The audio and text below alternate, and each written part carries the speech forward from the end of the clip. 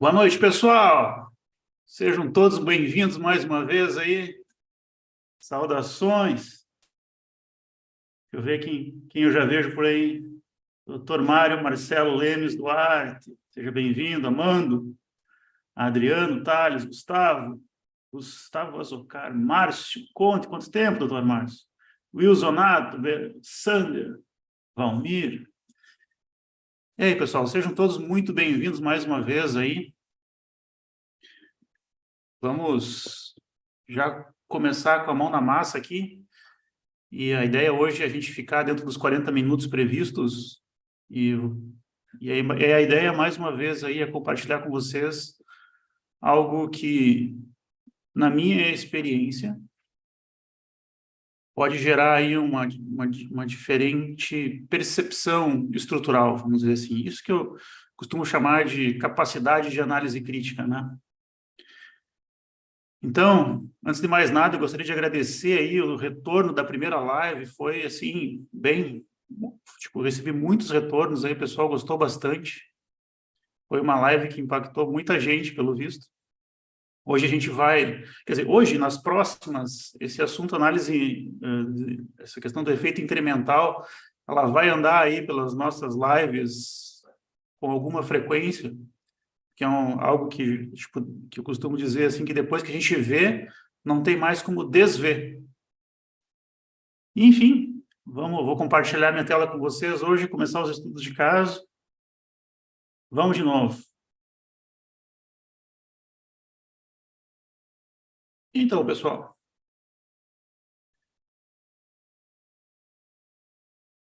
hoje eu vou trazer para vocês aqui mais alguns dos meus modelinhos aí, que são adaptações de situações que eu enfrentei na vida real, vamos dizer assim, no campo de batalha. E isso que eu vou mostrar para vocês hoje aqui, eu vou começar por uma ponta, a gente vai chegar em outra ponta no final das contas. É algo que eu, tipo, na minha trajetória profissional, assim, custei um bom tempo para conseguir enxergar. Os outros cases que eu vou mostrar também são coisas que eu custei um bom tempo, assim, para começar a conseguir enxergar. E eu vou passar isso para vocês hoje. Vamos ver como é que vocês vão se sair também. Então, tipo, para apresentar o problema para vocês, é que vocês deem uma olhada nesse 3D aí. É uma estrutura bem simples, tá? Trata-se de uma estrutura de laje lisa com alguns pórticos. E aqui à esquerda, a gente tem empuxo atuante. Tá?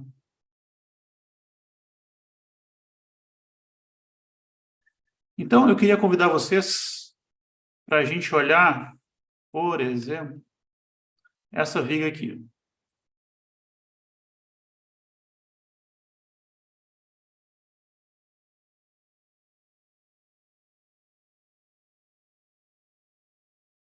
Olhando em planta, ó, essa viga aqui é V1.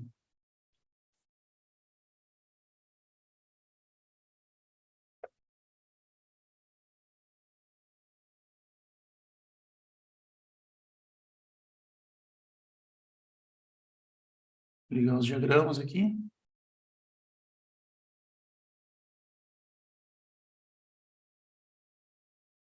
E eu queria perguntar para vocês aí o que vocês acham dessa viga? O que chama a atenção de vocês? Se vocês tivessem que detalhar essa viga, que ação vocês teriam ou adotariam em função disso que vocês estão enxergando aí? Deixamos um mais próximo um pouco.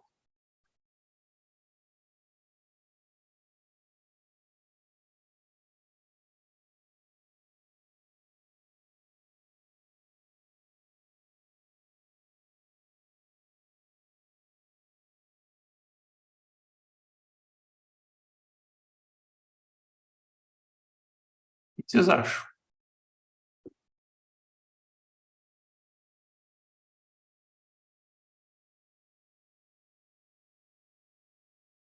Boa noite, doutor Nestor, doutor Cláudio, Willi. Bruno Mata, André Vasconcelos. Vamos chegando. Por favor, comente aí no chat o que chama a atenção de vocês nessa viga.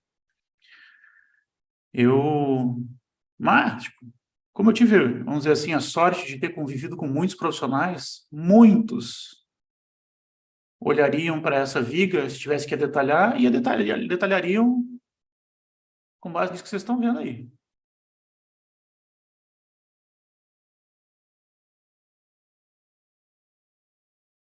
Armando Sanches comentando a ancoragem da armadura negativa. Nestor. Ela é das que recebem puxo. Pisquei e perdi aqui. Então, esse diagrama aqui está contando uma história dessa viga, né? Ó, o Renato de Lima está comentando aí que esperaria um momento negativo maior no apoio da esquerda também. É isso aí, doutor Renato. Isso é uma coisa. Aqui eu lancei com as configurações padrão do software, tá? Não me preocupei muito com altura de viga, pele, essas coisas. Ela está aqui com armada à torção, não necessariamente precisaria estar, nem com pele e tal. O que chama a atenção aqui é justamente isso que o colega Renato comentou aí. Estranho, um negativo de 6,3 aqui, né? Nada, absolutamente nada de negativo aqui.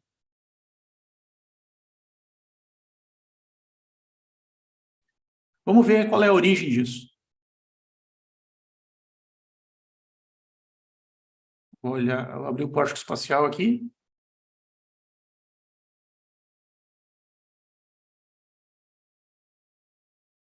Eu vou mostrar para vocês só o caso de empuxo. Tipo, essas são as solicitações em vigas apenas devido ao empuxo.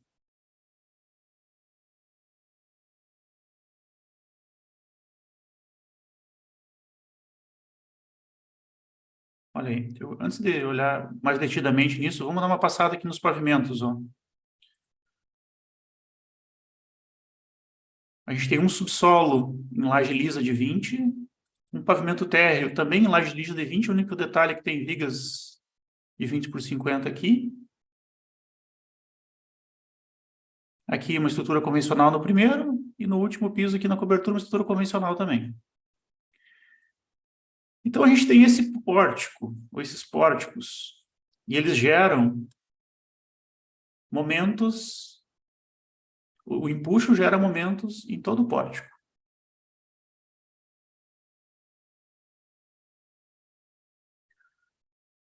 O Cláudio está perguntando, modelo 4, Lucas? Não, modelo 6. As lajes estão trabalhando junto aqui para pegar empuxo. Peraí que tá meio... Fiz uma barberagemzinha aqui, mas vamos lá. Então, se a gente quiser ver lajes, por exemplo, as lajes estão trabalhando junto. Vou pegar aqui no piso 2, só para a gente enxergar, tá? As lajes também trabalhando junto. Vou desligar as vigas e ver só as lajes. As lajes tem um diagrama parecido também, ó. De um lado negativo, do outro positivo. Tá? Ou seja, o empuxo mobiliza toda a estrutura.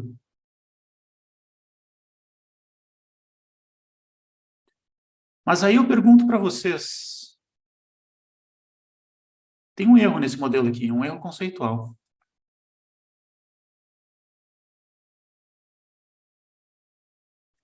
Eu vou parar um pouco de compartilhar aqui.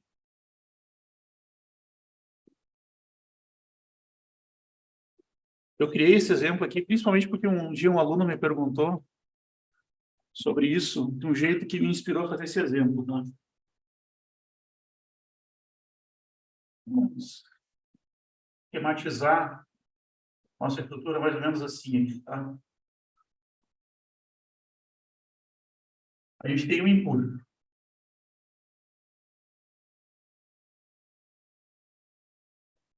A primeira pergunta que eu convido vocês a refletir sobre... Espera aí que está meio borrado aqui a imagem. Se eu consigo dar uma melhorada. A primeira pergunta que eu queria convidar vocês a refletir sobre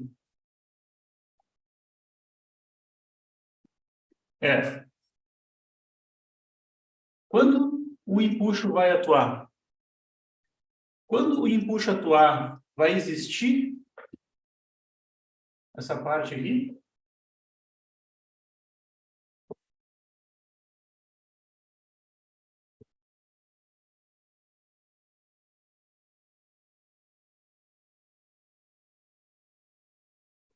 Ó, Gustavo, o empuxo gera alguma normal na viga também? Gera normal na viga, tem razão.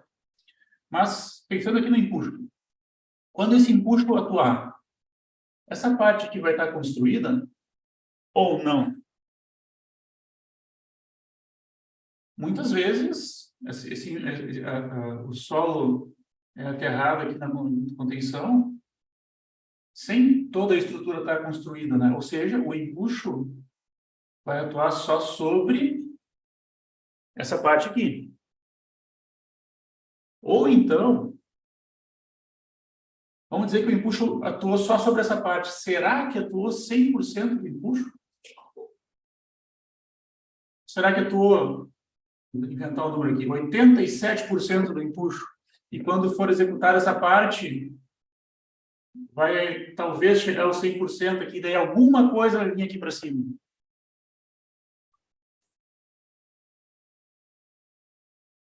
Então, essa é uma das primeiras coisas para se pensar, que não são tão óbvias, né? Em geral, a gente constrói os modelos, lança o empuxo e toca o barco, né?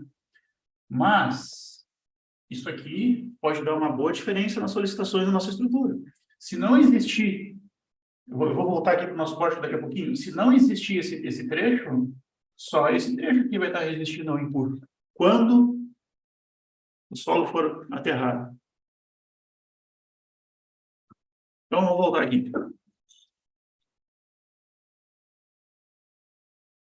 Ó, doutor Saulo na área. Seja bem-vindo, doutor Saulo.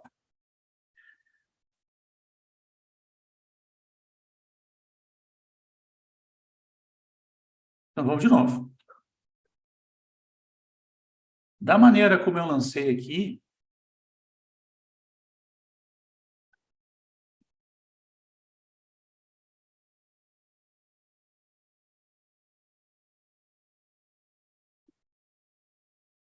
toda a estrutura está trabalhando junto. Então, essa é uma primeira pergunta, né? Será que é justo botar toda a estrutura para resistir ao empuxo?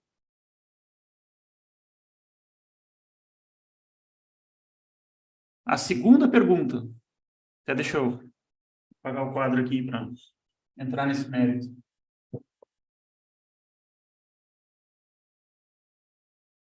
A gente está olhando ali uma estrutura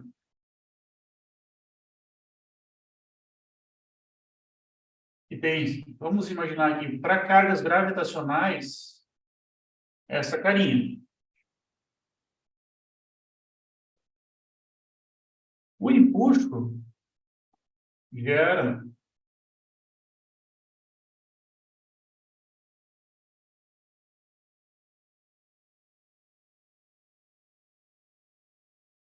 uma solicitação, tipo assim.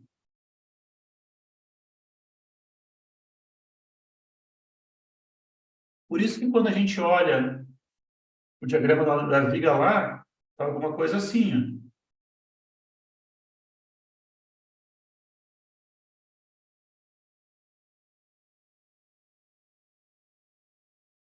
Por exemplo.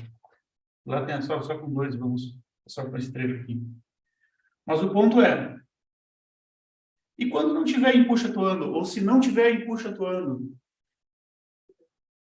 esse modelo que eu construí, que foi com base no qual aquela viga foi detalhada, está contando com a hipótese de que o empuxo sempre vai existir. E por isso que ele arranca aqui, ó, com um positivo junto ao apoio da esquerda. Porque ele é maior que o momento negativo das ações gravitacionais. Então, pensa, primeiro a estrutura é executada e sabe-se lá quando o empuxo vai atuar sobre a estrutura. Então, vai acontecer um negativo antes do empuxo atuar sobre a estrutura. E mesmo que ele atue, a gente não tem certeza absoluta de quantos por cento desse empuxo realmente vai estar atuando sobre a estrutura. Então, a gente precisa ter, no nosso modelo, a consideração do que a gente chama de ponderador favorável. Ou seja, uma combinação lá, onde a gente multiplica por zero a solicitação de empuxo. Então, vamos lá, eu vou mostrar como eu fiz um modelo aqui para a gente ver como é que fica.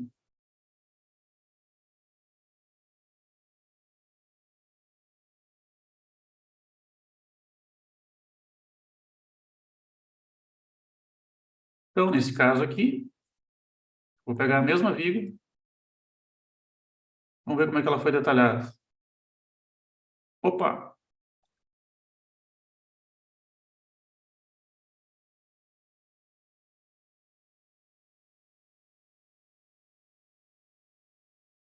Começou a aparecer negativo aqui no lado esquerdo.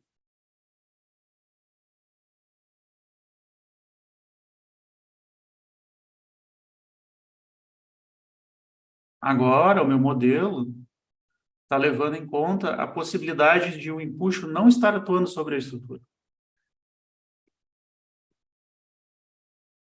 Ó, onde tinha 3 de 6,3, se não me engano, agora tem 3 de 10.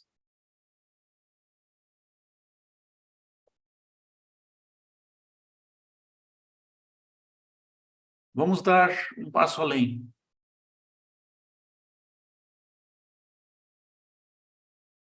Agora, eu vou usar o efeito incremental para dizer quando eu quero que o empuxo entre na minha estrutura. Ah, eu quero que o empuxo entre na minha estrutura quando essa última laje aqui, vamos chamar de térreo, quando esse pavimento aqui, que no caso é térreo mesmo, depois que o térreo tiver sido executado, sem ter executado ainda, sei lá, essa torrezinha. Então, eu fiz isso.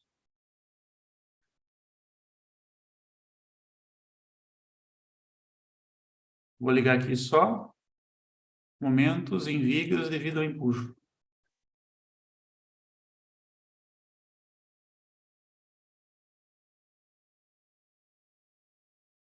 Olha o que aconteceu.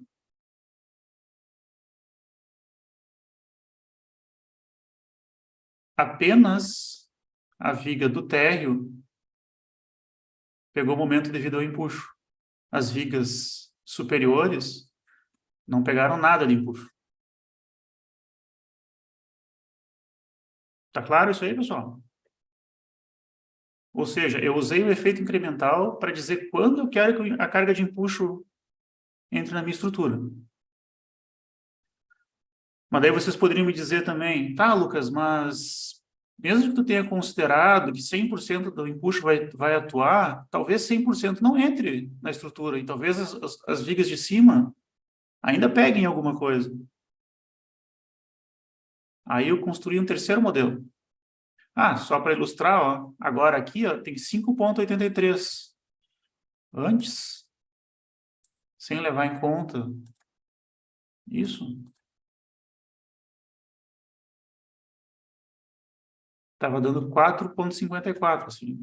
Parecem valores pequenos, né? Mas vamos fazer só percentualmente aqui. 28% a mais. Ou seja, se o empuxo atuar antes de ter toda a estrutura construída, essa viga do térreo vai pegar mais empuxo do que está aparecendo aqui.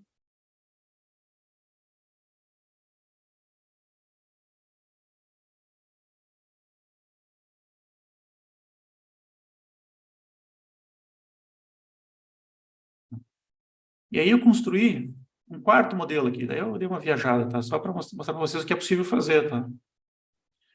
Não é uma viajada, é uma análise mais detalhada.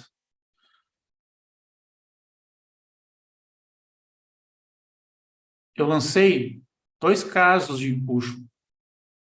Um, para o caso do empuxo atuar 100% sem a construção da torre, e outro caso, para caso o empuxo atue sobre toda a estrutura. Mostrando isso em maiores detalhes aqui para vocês. Ó. Também usei o efeito incremental para determinar isso. Ó, aqui, o empuxo atuando só sobre a estrutura de baixo. No caso 2, que é uma segunda hipótese, o empuxo atuando sobre toda a estrutura.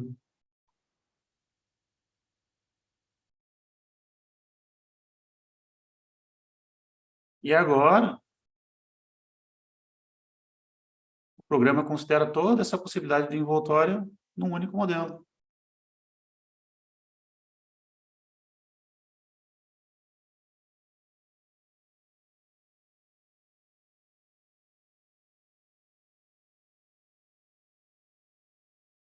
Vamos ver a viga do térreo aqui. É a V4. Ó, a viga do térreo, nesse modelo mais completão aí, tem essa carinha. No primeiro modelo que a gente analisou, tem aqui, ó, a diferença aqui, ó, 3 de meia para... Ops. 2 de 20.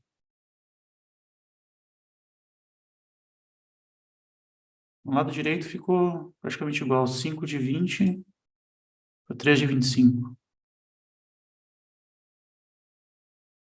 Entendido, pessoal? Então, só recapitulando. Ponto 1. Quando a gente modela estruturas como essa com empuxo, é importante a gente considerar a possibilidade de não ter o empuxo atuando. Que a gente percebe de cara quando bate o olho nesse diagrama aqui. Opa, como assim? Não tem negativo de um lado. Isso aqui grita no olho, assim, né? A outra questão é, quando que o empuxo vai atuar na minha estrutura?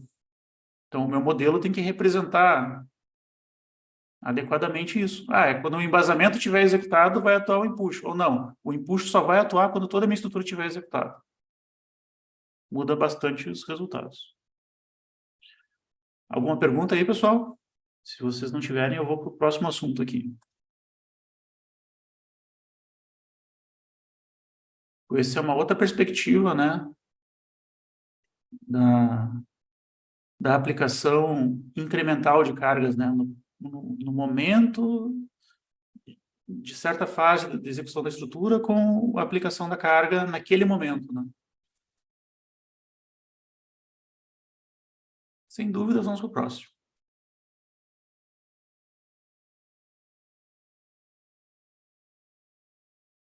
Tenho duas situações aqui que eu queria mostrar para vocês de variação de seção de pilar.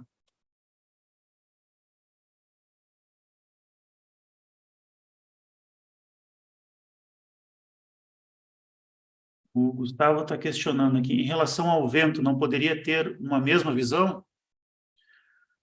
O vento, a gente pode pensar em relação ao vento concomitante com o empuxo, né? Por exemplo, imagina um empuxo que atua na direção perpendicular ao vento, assim, ele alivia o vento, né? Seria adequado a gente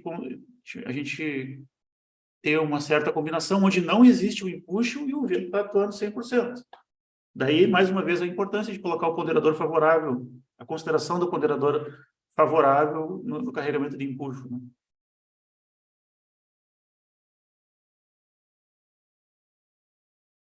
Gustavo, incremental conforme a construção do edifício? Isso, análise incremental, ela permite que a gente insira carregamentos conforme o momento de execução de um piso, né? Então, eu informei para o programa aqui que eu queria que o empuxo atuasse 100% quando tivesse o térreo concretado. E não tivesse ainda a torre executada. Para a torre não ajudar na resistência a esse carregamento de empuxo. Eu queria que só o embasamento resistisse ao carregamento de empuxo.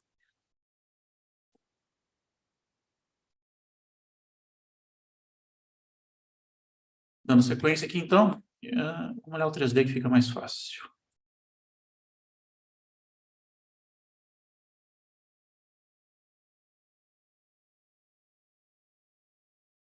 Esse.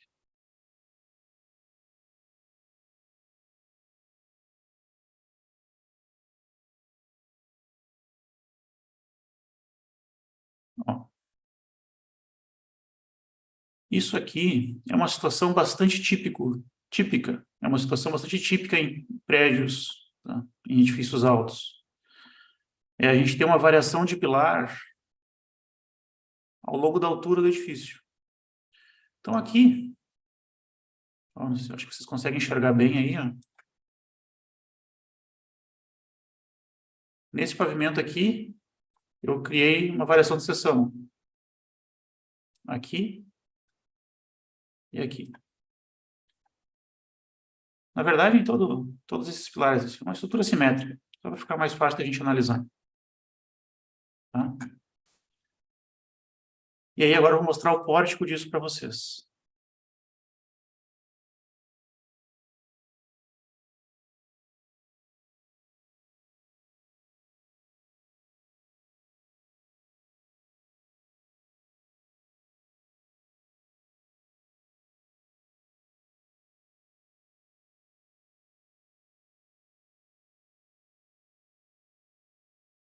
Antes um pouco, só para vocês entenderem o que eu fiz.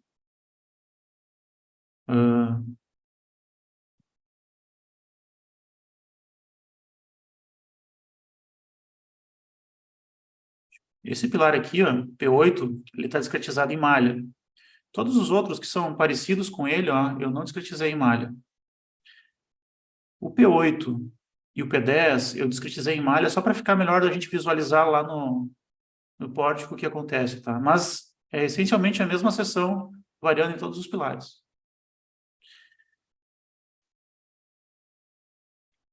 Deem uma olhada aqui.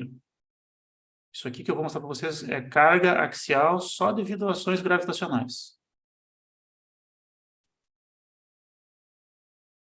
Deixa eu fazer um corte que vai ficar melhor de ver.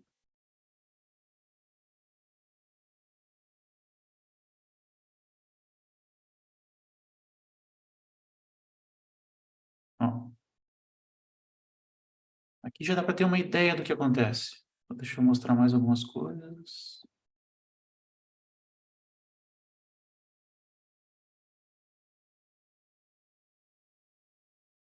Pronto. Vejam aqui, ó.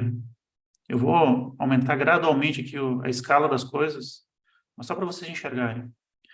Vem um pilar aqui, ó, com uma carga axial, vamos ver de quanto? 83, 94, 126. Tipo, essas três barras axiais representam um pilar, né? Que variou de seção para essa seção grande, que também está discretizada em malha. Percebam, vou zerar a escala aqui, ó, fica mais claro de ver, ó. Percebam esse efeito aqui acontecendo, ó, que é a carga espraiando ao longo do pilar maior. Deixa eu mudar melhor aqui.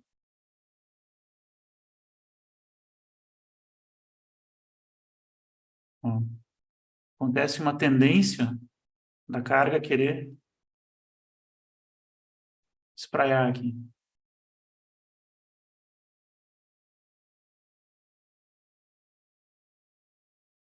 Isso tá dentro do que a gente está acostumado a ver.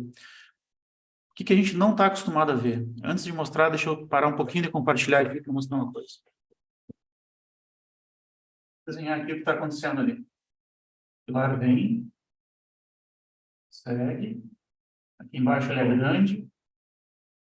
Aqui tem uma laje. E tem outra laje. Então, ele vem com uma compressão aqui e tende... Vou botar um nó aqui. Tende a querer espraiar essa compressão aqui até uniformizar aqui embaixo. E aí ele segue para baixo. Só que Ao acontecer esse desvio aqui na trajetória das tensões de compressão, surge uma tração aqui, ó. E aqui também surge uma compressão.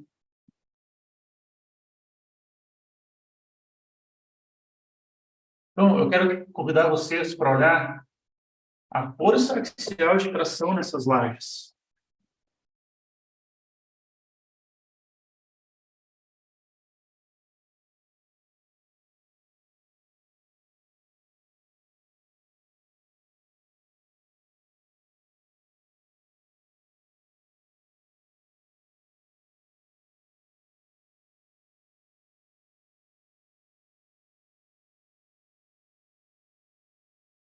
Bem na variação de seção aqui. Vamos ver quanto que é a tração que está acontecendo. Vejam, ó, e no pavimento embaixo da variação de seção, valores positivos, quer dizer que é compressão. Aqui na variação de seção, ó, no plano da laje, a gente está aí com forças de tração da ordem de 5 toneladas por barra, o que equivale a aproximadamente 14 toneladas de tração por metro. Ou seja, quando alguém for detalhar essa laje aqui, além dos momentos e tal, essa pessoa vai precisar dimensionar esses panos aqui, ó, aqui também. Há uma força de tração axial no plano da laje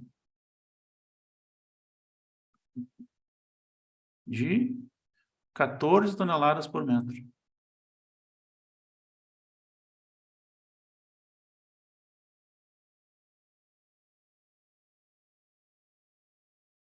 Isso é algo que em modelos convencionais é bem difícil de conseguir enxergar. Que a gente tende a resolver aqui o pilar, é uma força, tem um braço de alavanca, gera um momento aqui nesse pilar de baixo, a gente tem uma tendência a resolver o pilar aqui e a gente não para pensar o que está acontecendo na laje aqui. Aqui nesse meu exemplo, foi uma laje de 20 centímetros. É possível armar essa laje com todo amor e carinho aqui, vai ter que vão ter que ser tomados cuidados especiais. Pensem que a gente vai ter nessa laje aqui, armaduras que vão passar a vida toda tracionadas, uma tração axial, é como se fosse um tirante deitado. Isso só para cargas gravitacionais. Esse plano da laje, devido à variação de seção do pilar, vai estar a vida toda dele tracionado no seu plano. Talvez a melhor coisa a se fazer aqui fosse, na medida do possível, botar uma proteção aqui, para não ter que depender de armadura passiva, aguentando essa tração axial. Isso vai longe. Pense na hora de armar a laje. Os traspasses aqui não pode ser traspasse de barra tracionada simples. Talvez tenham seções aqui que estão 100% tracionadas. Tirante. No plano da laje. E se fosse uma lajezinha de 12 e não de... Como acontece às vezes, né? Dependendo da situação.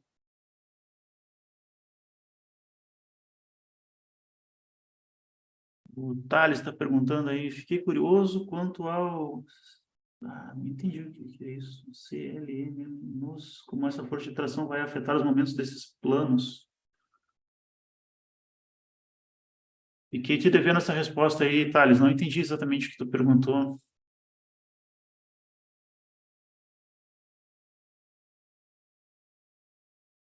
Ele está perguntando como se comportaria se existisse uma viga entre esses pilares. A viga ia estar mega tracionada.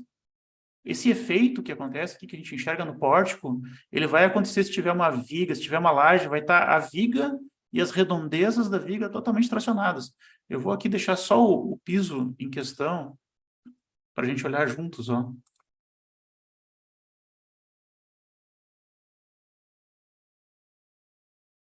Vamos ver se dá para enxergar em plano. Não dá.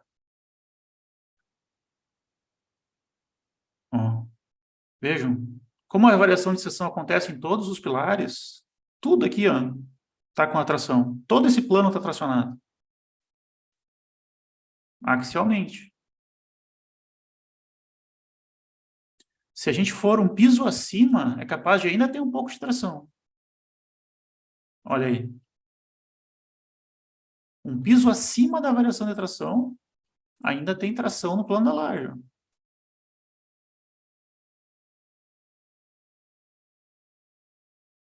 E não é pouca coisa.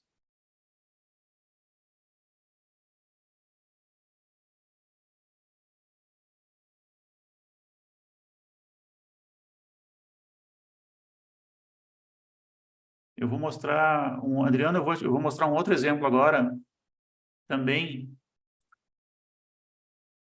é variação de seção e a conviga.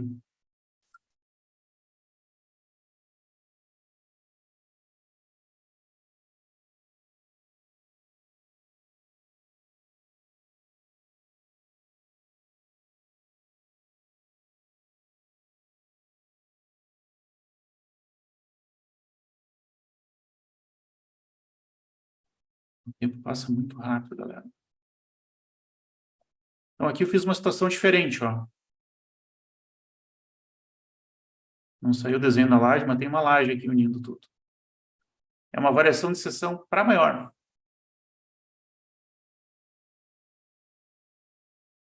Os pilares vêm pequenininhos. Acontece muito em situações que tem garagem daqui embaixo. E na torre os pilares precisam ser grandes. Aqui vai acontecer uma situação inversa.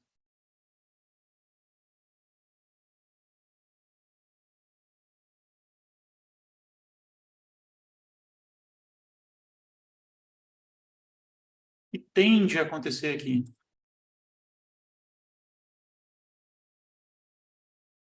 Aqui a coisa tende a acontecer assim.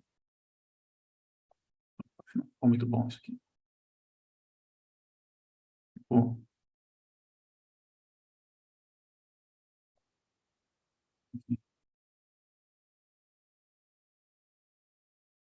As forças de compressão tendem a querer descer em direção ao apoio, né? E concentrar aqui na ponta. Vamos ver como é que fica no pórtico isso. Todos esses modelos aqui, eu estou usando, estou trabalhando com efeito incremental, tá? De propósito, porque isso eu vou falar para quem é usuário TQS, né? O Mulaxi estraga esses modelos com pilares em malha em algumas situações.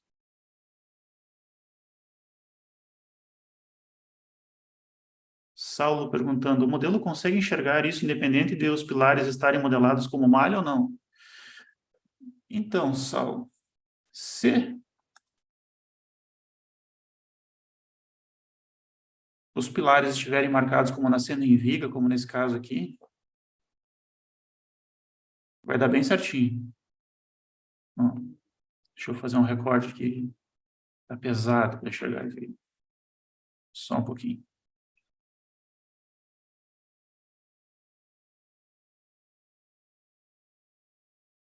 Mostrar a viga também.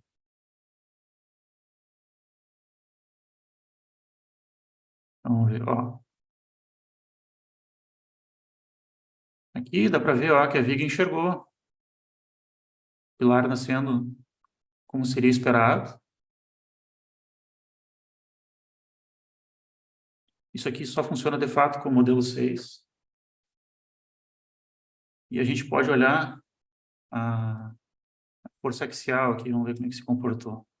Ó, perto do apoio, alta, ela vai reduzindo em relação aqui ao meio da viga. Começa a aumentar e quando fica perto do outro pilar.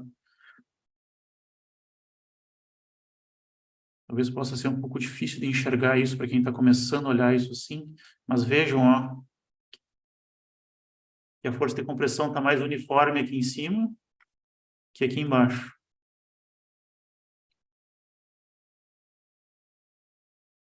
E, para quem perguntou, isso aqui está nascendo em viga, né? Vamos dar uma olhada aqui o que acontece com as lajes nessa mesma região. deixar aqui só o quarto pavimento. Ó. Desligar os pilares.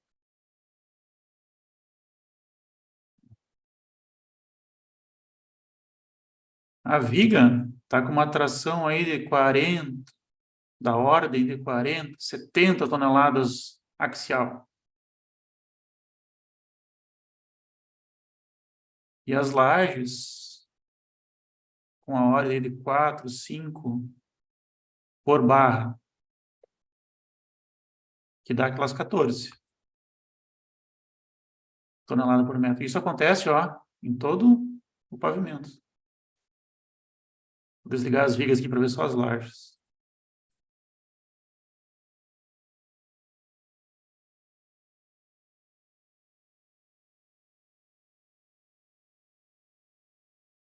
De novo, ó, isso é tração no plano da laje.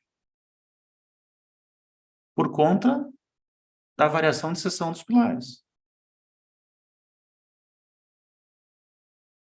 Deixa eu parar de compartilhar aqui para a gente só fixar conceitualmente o que está acontecendo aí.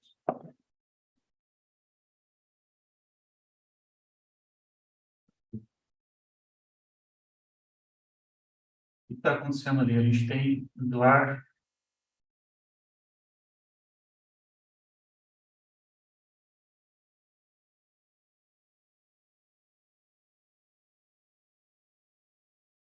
E a viga. Está acontecendo a mesma coisa que aconteceu antes, só que um pouco de cabeça para baixo, assim, né? Vou chamar isso aqui. A trajetória de compressão está fazendo isso aqui. E faz gerar uma força de tração aqui.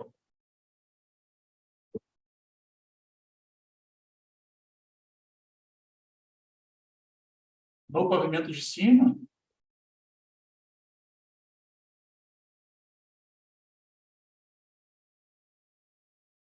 vai ter compressão. Para equilibrar isso aqui.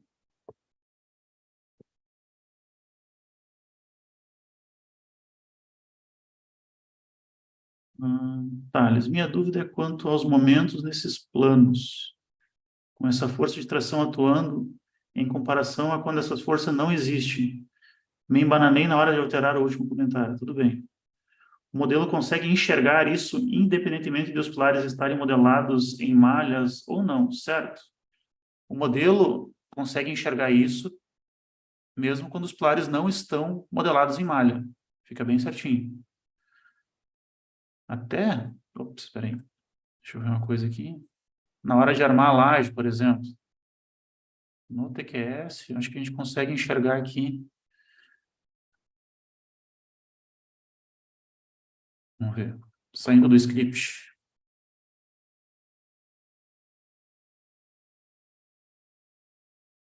Diagramas, força normal por metro. Ok.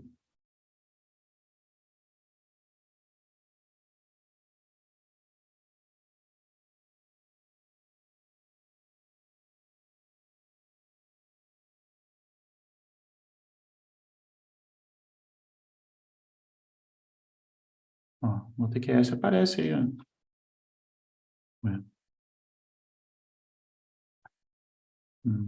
Não, não tá certo. Força normal.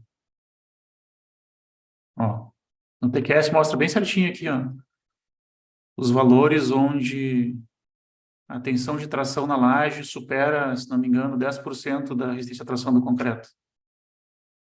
E aí a gente pode armar as seções aqui, né, a flexotração. Acho que era essa a tua pergunta, né, Thales? A gente tem momentos mais força de tração axial na laje.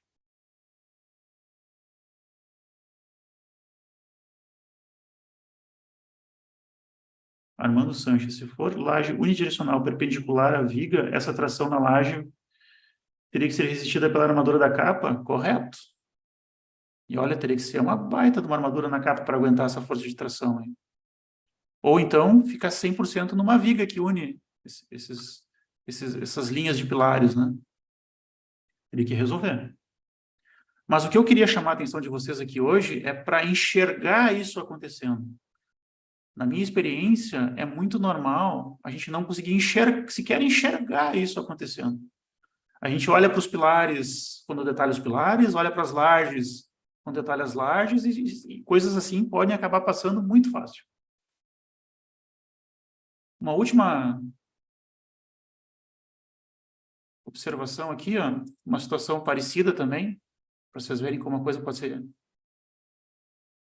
interessante. Ó, é o mesmo modelo, só fiz uma brincadeira aqui. Criei um paredão aqui. E aí, no topo do paredão, eu criei 2 pilares nas pontas. O Leonardo comentando capa tipo do Superman para aguentar. É, bota a capa nisso. Capa super. Né? Vou mostrar o que acontece no modelo ali.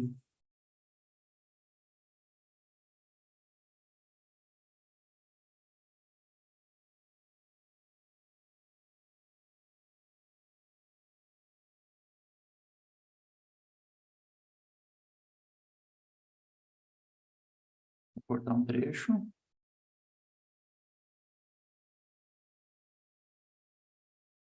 Ó.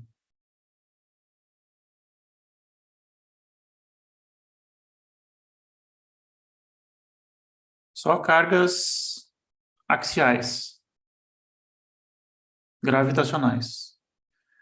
Aqui ficou bem bom de ver, ó.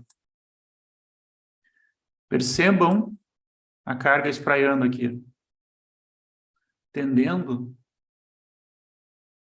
a querer uniformizar já aqui embaixo.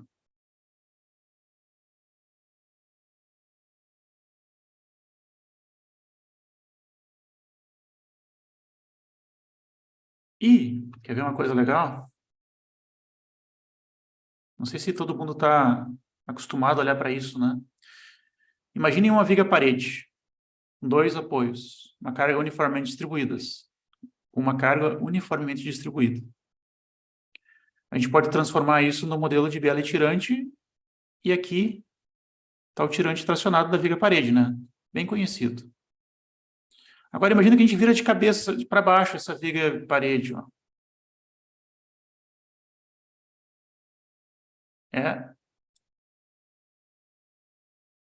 Isso que a gente está vendo à direita aqui no PowerPoint é o que está acontecendo com o nosso paredão aqui. Agora a gente pode enxergar essa tração acontecendo aqui na malha. Quer ver?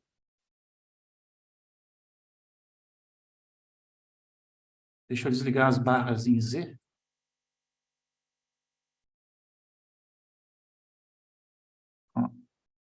Ó a força de tração no tirante aqui. A região tracionada. Teria que fazer um modelo de biela tirantes, mas a gente consegue ver a região tracionada aqui, no topo do pilar.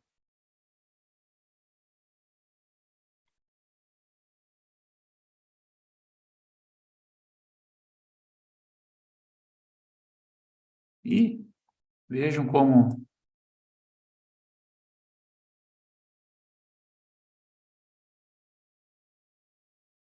aqui embaixo, ó, as cargas já estão mais ou menos uniformes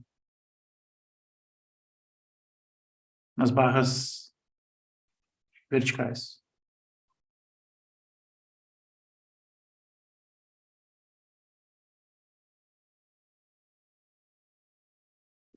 Beleza, galera? O que vocês acharam? Quando eu analiso um modelo, eu verifico um modelo, e hoje uma das coisas que eu mais faço hoje em dia é verificar modelos de outros engenheiros estruturais. Né? Uma das primeiras coisas que eu faço, e que é onde eu encontro, quando eu encontro 80% dos problemas, é passar o pórtico analisando coisas como a gente analisou aqui agora, entendendo, olhando os diagramas, como as coisas estão se distribuindo, como são as solicitações, onde elas estão acontecendo. E quando eu detecto coisas meio estranhas, eu vou investigar ponto a ponto o que está acontecendo. Então, esse olhar sobre o modelo, sobre o que esperar, como a coisa está funcionando, olhar o global, por isso eu estou mostrando o global para vocês hoje, não coisas separadas, né? Pilar, viga, laje. É muito importante porque amplia esse olhar. Então, pessoal, alguns avisos, tá? Se fizer sentido para vocês aí, por favor, curtam o vídeo, porque ele ajuda o YouTube a impulsionar para outras pessoas enxergarem, tá? Compartilhem e na próxima terça-feira, nesse mesmo bate-horário, estaremos aí com outro assunto, eu ainda não sei qual vai ser, mas assim que eu souber, eu compartilho com vocês. Eu vou deixar aqui no YouTube a live programada.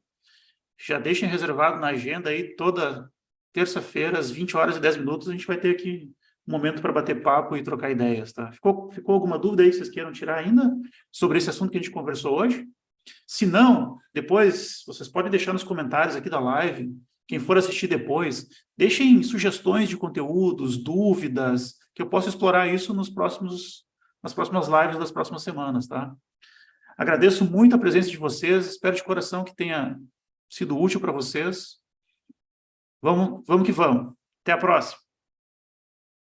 Tchau, tchau.